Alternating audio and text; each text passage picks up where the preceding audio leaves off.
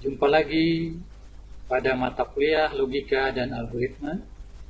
Pada pertemuan keempat, saya Saiful Anwar akan menyampaikan materi logika dan algoritma pertemuan ini. Materi sebelumnya sudah disampaikan oleh Bapak Fernando dan Ibu Sumarti. Pada pertemuan keempat akan membahas mengenai branch atau sebuah percabangan. Deskripsi materi, pengenalan branching atau percabangan, simbol decision, jenis-jenis percabangan if. Sedangkan tujuan materi, mahasiswa diharapkan mampu menggunakan simbol flowchart decision dan penggunaan perintah if dalam bahasa pemrograman Python. Apa itu branching? Branching merupakan struktur percabangan yang digunakan untuk memilih satu pilihan keputusan yang sesuai dengan kondisi. Apa simbolnya? Simbol branching dalam flowchart disebut dengan decision. Dengan perintahnya adalah if. Simbolnya bisa dilihat ada bagian kotak sebelah kiri. Struktur if pertama disebut dengan struktur percabangan tunggal, yaitu ada satu kondisi if dan ada satu pernyataan. Sedangkan untuk gambarnya, mana ada simbol if dan ada satu simbol pernyataan. Jadi hanya satu if dan hanya satu pernyataan. Struktur if kedua yaitu struktur percabangan sederhana, yaitu ada satu kondisi if dan ada dua pernyataan. Pada flowchartnya, di mana ada satu kondisi if, apabila kondisinya benar atau yes, maka pernyataan satu akan dikerjakan. Dan apabila kondisi if dinyatakan tidak cocok atau no, maka pernyataan kedua akan dikerjakan. Sedangkan struktur if yang ketiga disebut dengan struktur percabangan majemuk, yaitu ada lebih dari satu kondisi if dan ada lebih dari dua pernyataan. Bisa kita lihat pada gambar di sebelah kiri. Sini ada dua if dan ada tiga pernyataan. Sedangkan bentuk umumnya di sini bisa kita lihat if kondisi 1, statement 1, if kondisi 2, statement 2, kemudian else statement 3. Struktur keempat atau struktur yang terakhir dari if yaitu struktur percabangan bersarang atau disebut juga dengan nested if, di mana dalam suatu if di dalamnya ada kondisi if. Bisa kita lihat pada flowchart di samping sebelah kiri. Di sini ada 3 if yang 2 di dalamnya merupakan bagian dari if yang pertama. Jadi if di dalam if.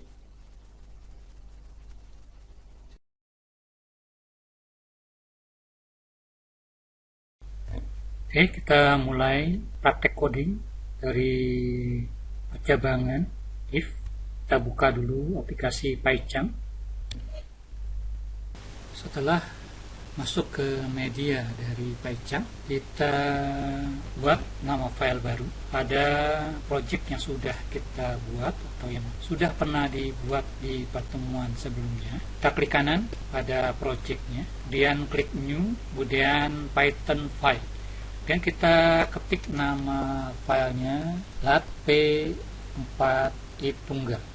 Kemudian kita berikan contoh pertama, contoh if tunggal. Kemudian kita berikan coding pertama yaitu nilai sama dengan input tip, masukkan nilai Anda. kemudian kita enter dan kita buatkan if untuk proses nilainya. If jika nilai lebih besar sama dengan 70, kasih tanda kutip, titik 2, maka untuk cetak selamat Anda lulus.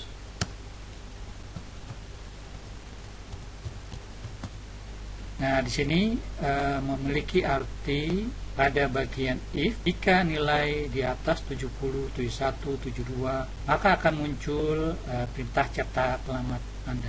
Jika nilai di bawah 60, maka perintah selamat Anda lulus tidak akan muncul di layar. Kemudian kita coba run. Kemudian run, kita klik LP4 tunggal.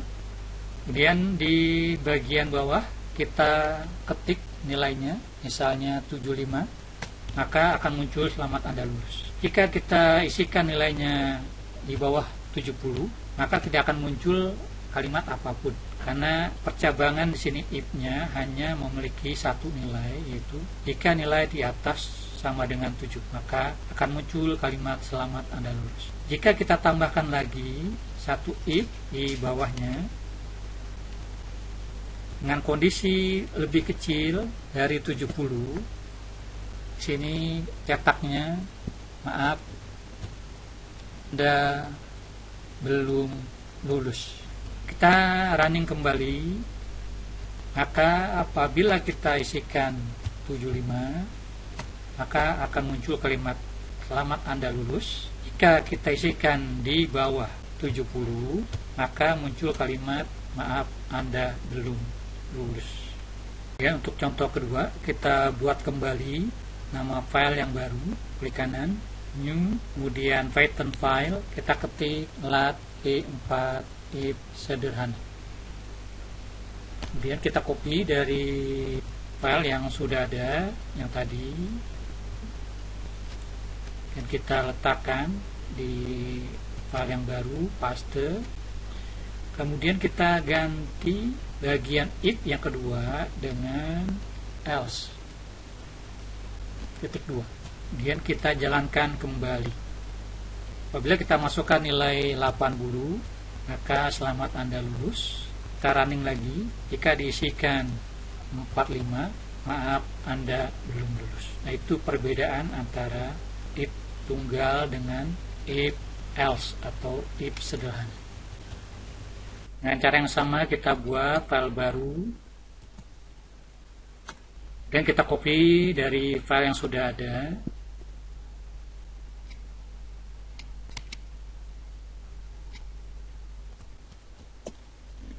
Menjadi seperti ini.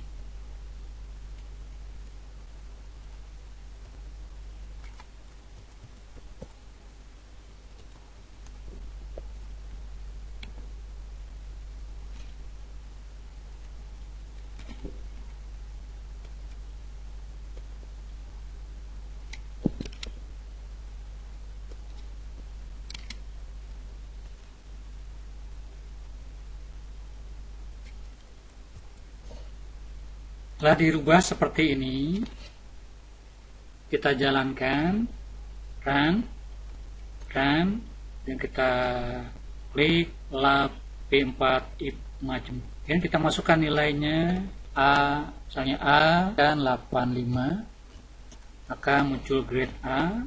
Kita running, kemudian kita ketik angka 65, maka grade-nya adalah C. Kita buat file baru untuk contoh if yang keempat atau nested if.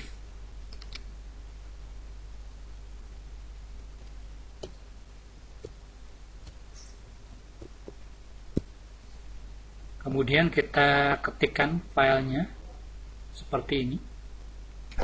Setelah kita ketik codingnya seperti ini, kemudian kita running.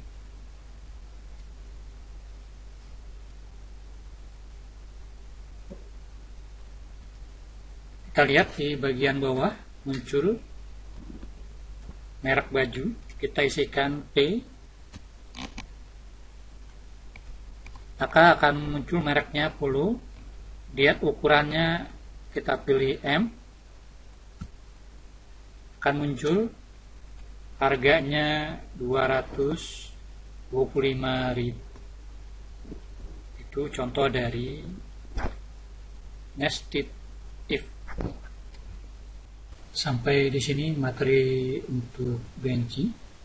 Apabila ada kesulitan dalam pembelajaran dan pemahaman, bisa ditanyakan kepada dosen-dosen pengajar masing-masing di kelas Anda. Terima kasih.